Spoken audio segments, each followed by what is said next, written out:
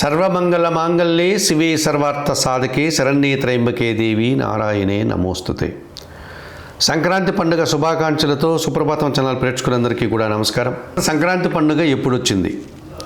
మనకు తెలుగు పండుగలన్నీ కూడా ఏ రోజు జరుపుకోవాలి అనేటువంటి వివాదాల్లో చిక్కుకోవడం, వాటికి సంబంధించినటువంటి సందేహాలు సంశయాలు తరచుగా వస్తూ ఉన్నాయి. ఎందుకు ఇలా జరుగుతోంది అంటే, జ్యోతిష్ శాస్త్రాన్ని పరిశీలించేటువంటి సిద్ధాంతులంతా కూడా కొంతమంది దృక్ సిద్ధాంతమని మరికొంతమంది పూర్వ సిద్ధాంతమని అనుసరిస్తూ ఉంటారు.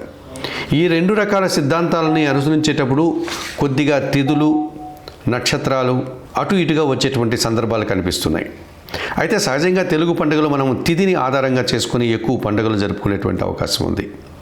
ఇప్పుడు దీపావళి పండుగ అమావాస్య తిథి, వినాయక చవితి పండుగ చవితి రోజు, శ్రీకృష్ణాష్టమి అష్టమి తిథి రోజు. ఇటువంటి తిథులన్నీ కూడా సూర్యోదయ సమయానికి ఏ తిథి ఉంటే దాన్ని జరుపుకునేటువంటి మనకు ఒక సాంప్రదాయం ఉంది. అయితే సంక్రాంతి పండుగ సూర్య భగవానుడి యొక్క గమనాన్ని అనుసరించి జరుపుకునేటువంటి పండుగ. మనకు డిసెంబర్ మాసంలోనే సూర్య భగవానుడు ధనుస్సు రాశిలోనికి ప్రవేశిస్తాడు. దాన్ని ధనుర్మాసము అని సౌరమాసాన్ని అనుసరించి మనం చెప్పుకుంటాం. గోదాదేవి పూజలతో కార్యక్రమాలు ప్రారంభిస్తాం. మరి జనవరి నెలలో ఆయన మకర రాశిలోనికి ఎప్పుడు ప్రవేశిస్తాడో అప్పుడు అది మకర సంక్రమణం అవుతుంది, మకర సంక్రాంతి అవుతుంది. మరి 2026 జనవరి 14వ తారీఖు బుధవారం రోజున సూర్య భగవానుడు ధనస్సు రాశి నుంచి మకర రాశిలోనికి ప్రవేశిస్తున్నాడు.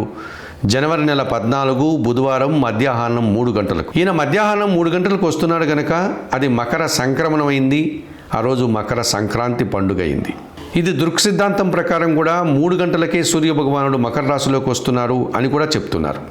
ఇలాగే మన ప్రధానమంత్రి గారు కూడా ఉజ్జయినిలో ఒక ఆధ్యాత్మిక సభలో ఈ విషయాన్ని ఆయన ధృవపరిచారు. ఇటువంటి సందర్భంలో మనం అందరూ కూడా సూర్య భగవానుడు మకర రాశిలోనికి ప్రవేశించే సమయం రోజే మకర సంక్రాంతిని పండగను జరుపుకోవడం సబబు సమంజసం. కనుక ఎటువంటి అనుమానాలకు సందేహాలకి తావు లేకుండా 2026 జనవరి 14వ తారీఖు బుధవారం రోజున సంక్రాంతి పండుగ జరుపుకోండి. అలా కాదు, మేము సంక్రాంతి పండుగను 15వ తారీఖే జరుపుకుంటాం గురువారము అనుకున్న వారికి కూడా ఇబ్బందికరమైనటువంటి పరిస్థితులు ఏమీ లేదు. 15వ తారీఖు జరుపుకున్నా వచ్చే